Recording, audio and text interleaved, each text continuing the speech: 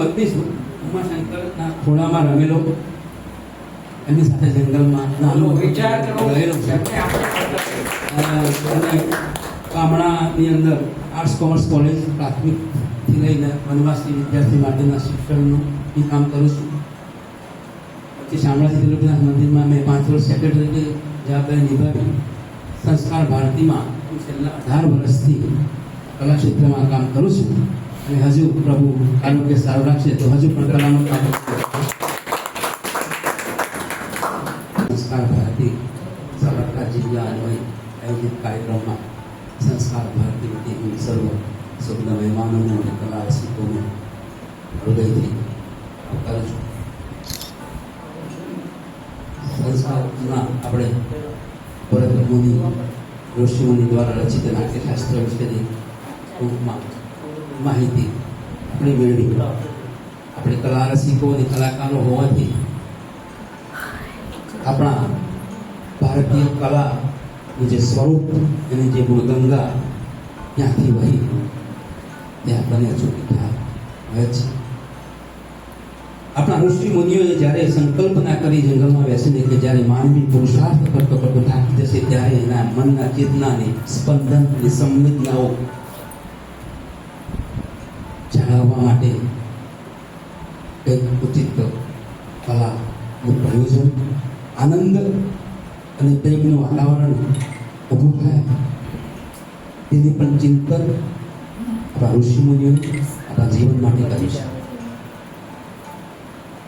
આ ચિંતનના ભાગરૂપે આપણી ભારતીય કલાનો એક મૂળ ગૌરવ ગાથા એટલે કે ભારતીય કલાનો ધ્વજ ગૌરવ ધ્વજ કહેવાય એવો આ નાટ્યશાસ્ત્ર ભરત મુનિએ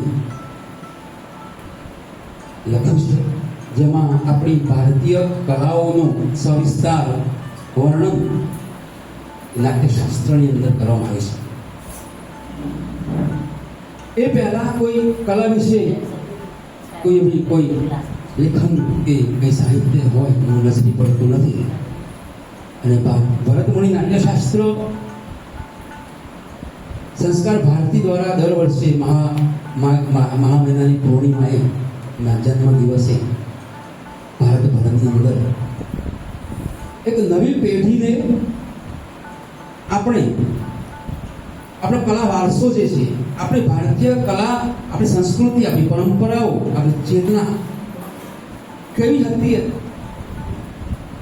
એનું જ્ઞાન, એનું શિક્ષણ હસ્તાંતરણ થતું રહે એનો આશય સંસ્કાર ભારતી દર વર્ષે કરે છે. મને જાણીને આજે આનંદ એ થાય છે કે આવા વ્યસ્ત સમયમાં પણ આટલી બધી સંખ્યામાં કલાકારો અને કલા રસિકો જ્યારે અહીંયા છે ત્યારે મનમાં પણ સંતૃપ્ત થાય છે કે હજી કલા, ભારતીય કલાનું સ્થાન ટકી છે. વિકૃત સમાજની અંદર યુરોપીય કલાના દર્શન જ્યારે નવી પેઢી કરી રહી છે સોશિયલ મીડિયા દ્વારા, ત્યારે સંસ્કાર ભારતીના વિમર્શ એટલે કે જે માર્ક્સવાદી અને સામ્યવાદીઓ દ્વારા જે આપણી સાહિત્ય અને કલા ઉપર જ્યારે હુમલા થઈ રહ્યા છે ત્યારે સંસ્કાર ભારતી એના 5000 જિલ્લા સમિતિઓ અને 6 લાખ કલાકારો દ્વારા કલા સાધના અને કલાના માધ્યમ દ્વારા સમાજને સાંસ્કૃતિક જીવંત રાખવા માટે અને ભારતીય સાંસ્કૃતિક જે આપણી પરંપરાઓ છે, રૂઢિઓ છે, એને આગળ ધપાવવા માટેનું કાર્ય કરી રહી છે. મને હરિકૃષ્ણભાઈએ નવરસ બાબતે બી થોડું ધ્યાન દોર્યું તો કાલે જ કીધું કે નવરસ માટે બી થોડું કંઈ કહેજો. કલાનો રંગમંચ એ ખાલી આંખો માટે નથી, કલા દર્શક નથી, કલા તો અંતર મન સુધી પહોંચે અને આનંદનો ભાવ ઉત્પન્ન કરે તો જ એની મધુરતા અને માધુરતા જળવાય છે. કલા તો આપણે જોઈએ છીએ કે મુજરમાં પણ ઘણી નિત્યાંગનાઓ નાચતી હોય છે, પણ એ કલા છે, પણ એનો ઉદ્દેશની વાસના છે, અર્થ પ્રાપ્તિ માટેની વાસના છે, કલા છે. ભિક્ષુક પણ આપણે ગાડીઓમાં જોઈએ છીએ કે સારું વાદ્ય વગાડતા હોય છે, સારું ગાતા પણ હોય છે, આપણને પ્રિય લાગે, પણ એ કલાના પાછળનો એનો ઉદ્દેશ દયનીય એટલે કે દયાથી અર્થ પ્રાપ્તિ માટે. મીરા અને નરસિંહ મહેતા એ પણ કલાકાર, એ પણ ભક્તિ ગીત ગાતા, નાચતા, બધું પણ એમનું ન તો અર્થ પ્રાપ્તિ માટે હતું કે ન તો અન્ય કે ઉદ્દેશ, બસ એમનો ભક્તિ અને સમર્પણ, પ્રભુ ભક્તિની ચેતના. ભગવાન કૃષ્ણ પણ વાંસળી વગાડતા, નૃત્ય કરતા, ગીત ગાતા. એમનો પણ ઉદ્દેશ સમાજની અંદર પ્રેમ અને આનંદ સ્વરૂપ પ્રગટે એના માટેનો હતો. અને પ્રભુ શંકર જ્યારે તાંડવ નૃત્ય કર્યું ત્યારે એમનો આશય અસુર શક્તિઓને નાથવા માટે હતો. આમ કલા દ્વારા આપણે વિવિધ જે રસ છે એ રસની વાત કરી. જ્યારે રસ કલાકારની અંદર જન્મે ત્યારે નાદ બ્રહ્મ બની જાય છે, અને નાદ બ્રહ્મ બને ત્યારે કલાકારને તો નિજાનંદ મળતો જ હોય છે, પણ સાથે સાથે કલા રસિકોને પણ એનો આનંદ મળતો હોય છે. હું થોડી નવી રસ વિશે ટૂંકી માહિતી કે જરૂરી હતી આ કલાકારો છે ત્યારે હું થોડીક આપો તો રસ વિશે, નવરસ વિશે મને વાત કરી ત્યારે આપણા જે નવરસ એ તો ખ્યાલ છે કે હાસ્ય, આપણો શૃંગાર, કરુણ, રૌદ્ર, વીર, ભયાનક, વિભસ્ત, અદ્ભુત અને શાંત. આ આપણા નવરસ એ નાટ્યશાસ્ત્ર ભરત મુનિએ પણ એનો પોતાના નાટ્યશાસ્ત્રમાં આનો ભરપૂર ઉલ્લેખ પણ કર્યો છે, અને એમાં એમને વિસ્તૃત આ નવરસ વિશેની માહિતી પણ આપી છે. ભારતીય કલામાં રસ તત્વથી અધિષ્ઠાત્રી એ રસ પ્રભા છે. કોઈ બી કલા રસ પ્રભાવ વગર શક્ય નથી. અને રસની સુધા સ્વરૂપા એટલે કે જો કલા શરીર છે તો રસ એનો પ્રાણ છે. તમે અહીંયા આવ્યા છો, રસનો પ્રાણ છે કલા. કોઈ સમય મેળવે આ જમાનામાં આટલા વ્યસ્ત સમયની અંદર પણ તમારામાં ક્યાંક રસનો પ્રાણ છે. આ તો સાંભળવામાં, આ તો ગાવામાં, આ વિશિષ્ટતા છે, રસ પ્રભા છે. રસની પરિભાષા છે. રસ એ અનુભૂતિનો અર્થ છે. રસ એ વિભાવ એટલે કે ઉત્તેજના આપે છે, અનુભાવ પ્રતિક્રિયા આપે છે, અને વ્યભિચારી એટલે કે પૂરક ભાવોના સંયોજનથી રસ પ્રગટે. રસ વહેતો અને પરિવર્તનશીલ પણ તેનો મૂળ સ્ત્રોત એક જ છે, માનવનું હૃદય.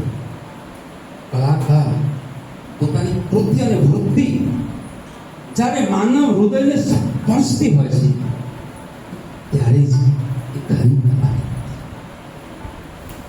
રસ શબ્દોથી બહાર કેમ ના શકાય?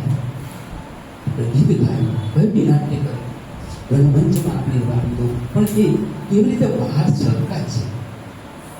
નાટ્ય કલામાં રસની અનુભૂતિ, અભિનયના ભાવનાત્મક હાવભાવ. આપણને ઘણી વખત કલાકાર પ્રત્યે કોઈ નાટક જોઈએ તો લાગે છે આ કલાકાર બરાબર નથી થાય. અમુક માટે શું કલા છે? કેમ? તેના અભિનયની અંદર, એના હાવભાવની અંદર એ પોતેનું મન ઉતરી ગયું.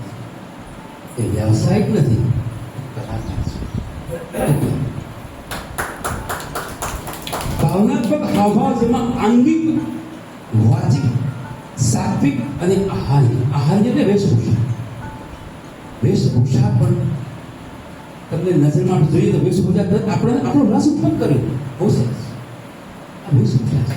અને અંગ અને હાવભાવ અને ચાલ ગતિ નાટ્યની અંદર આ રસ આપણને ઉત્પન્ન કરે છે.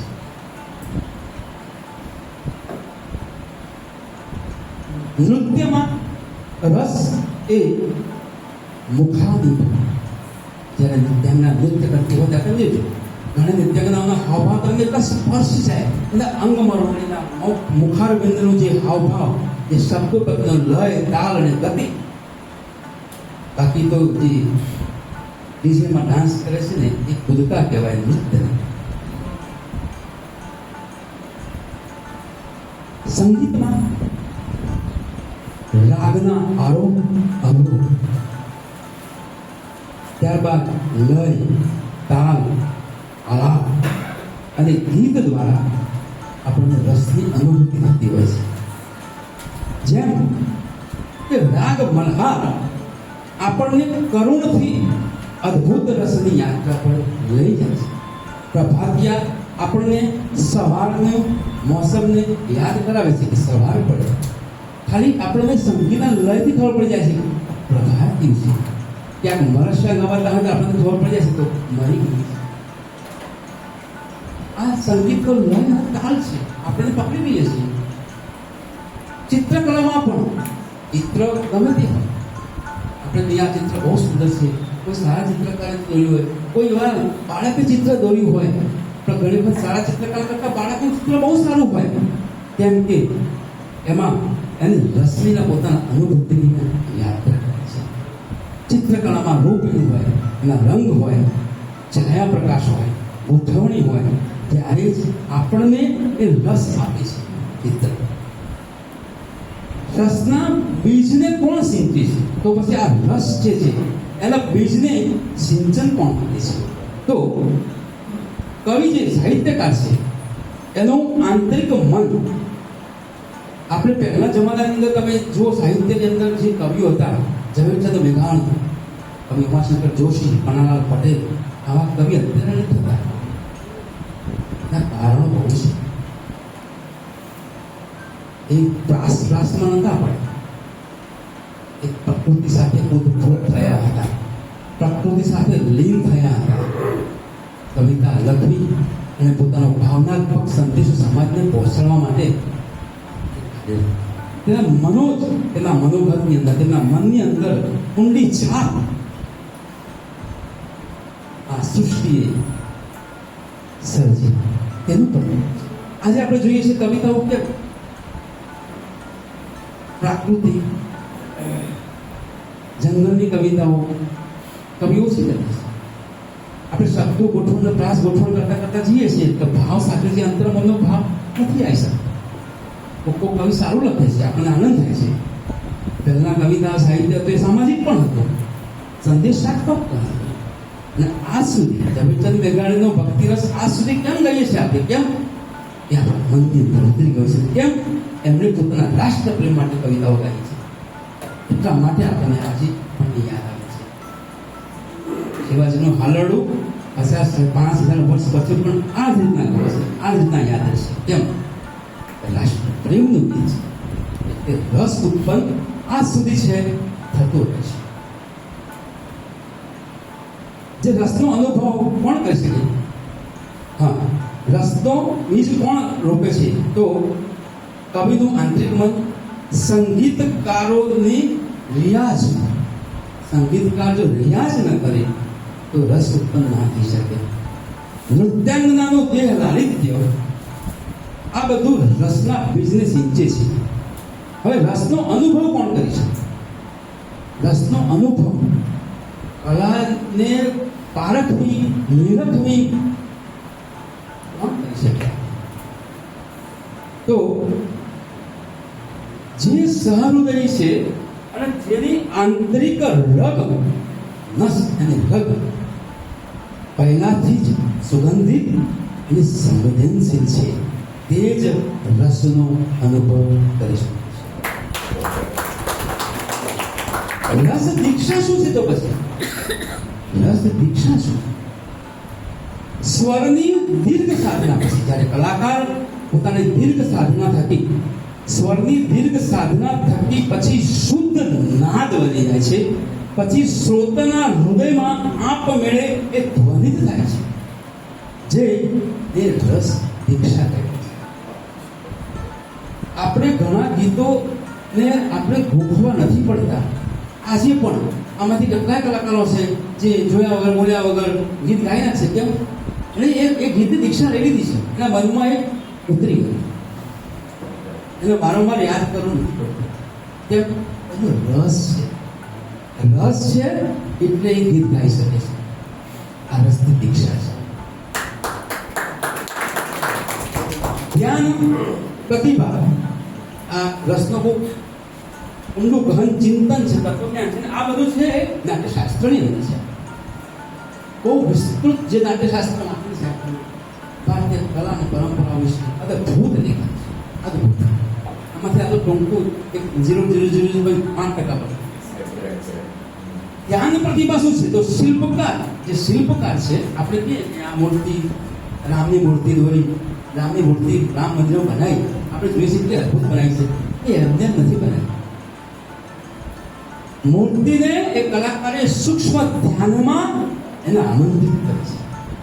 એક પથ્થર પડ્યો હતો, એ પથ્થર તો મૂર્તિ નહોતો. મૂર્તિ કેવી બનાવી છે? એ પહેલા એના મનની અંદર એક ધ્યાન થયું, કલ્પના કરી કે મારે આવી મૂર્તિ બનાવી છે. એ મૂર્તિ કલ્પનાને એને આમંત્રિત કરી, મનની અંદર તરંગો ઉત્પન્ન થયા અને પછી જ એને હથોડી હાથમાં લીધી અને ત્યારે જ આ મૂર્તિ સ્વરૂપ થઈ શકે. અને તો જે મૂર્તિ બોલે એવો ભાવ ત્યારે જ આવે જ્યારે કલાકારને અંદર મનમાં સ્વરૂપ હોય. ત્યારે આ જે સ્વરૂપ અંતર ચક્ષુના એ સ્પષ્ટ પથ્થરના દર્શન કરતો હોય છે મૂર્તિ. ત્યારે મૂર્તિ બનાવે છે, એમને મૂર્તિ નથી બનતી. તેથી જ પથ્થરમાં સ્પંદન જીવંત કરે છે. આપણે ખાલી પથ્થર જોઈએ ત્યારે શિલ્પકાર એની અંદર રામ જોઈએ છે. રામ આવા દો. એટલે રસને પ્રાપ્ત કરવા માટે સાધક શિલ્પનું આંતરમન સંપૂર્ણપણે શુદ્ધ હોવું જરૂરી છે. આમ ભારતીયોએ રસનો શાસ્ત્રોક્ત સિદ્ધાંત આપ્યો, પરંતુ અનુભવનું માધ્યમ એ સાર્વત્રિક છે. આ રીતે નવરસ ભારતીય પણ છે અને માનવીય પણ છે. ભારતીય કલા હંમેશા માનવીય તરફ રહી છે. ચાહે કોઈની વિધા હોય, આપણે જે 64 કલાઓ છે, 64 કલાની અંદર માનવ સંવેદના પ્રગટ થઈ છે. બહુ જાજો સમય નહીં દઉં, કારણ કે સમય વધારે થયો છે અને આ રસ્તો વિશે હતો એમને કીધું કે નવ રસ વિશે થોડી માહિતી આપજો એટલે મેં આપી છે. બહુ જરૂરી. મને ખૂબ જ આનંદ થયો કે આટલા મને ગૌરવપૂર્ણ કલા રસિકો મને મળ્યા અને સાંભળ્યા, એટલે મને થોડું મારું મન પણ ખીલ્યું કે મને એક વાત કેવી છે એ કહી છે. બહુ સમય લીધો છે. સંસ્કાર ભારતી આ ઉમદા ધ્યેય સાથે હું વાત કરું તમને કે સંસ્કાર ભારતીનો ધ્યેય છે કે આપણી સંસ્કૃતિ અને પરંપરાઓને જીવંત રાખી સમાજની અંદર એક સાંસ્કૃતિક ચેતના જગાવવાનું કાર્ય કઠિન છે પણ કરી રહી છે. એના પરિણામો પણ મળવા લાગ્યા છે અને હજુ વધુ પરિણામો મેળવવા માટેનું લક્ષ્ય કલાકારો દ્વારા થઈ રહ્યું છે. અને મને આજે વિશેષ આનંદ પણ થયો કે એક આવા ઋષિ પણ આવા સાહિત્ય અને કલાના કાર્યક્રમો અહીંયા કરે છે. એટલે આપણને એક લાગે કે ગુજરાતનું ગૌરવ કહી શકાય. બાકી આવા આજે નાના મોટા કાર્યક્રમો કરવા એટલે એટલું બધું કઠિન હોય છે, પણ એની તપસ્યા આજે ફળી છે, મળતી રહે છે.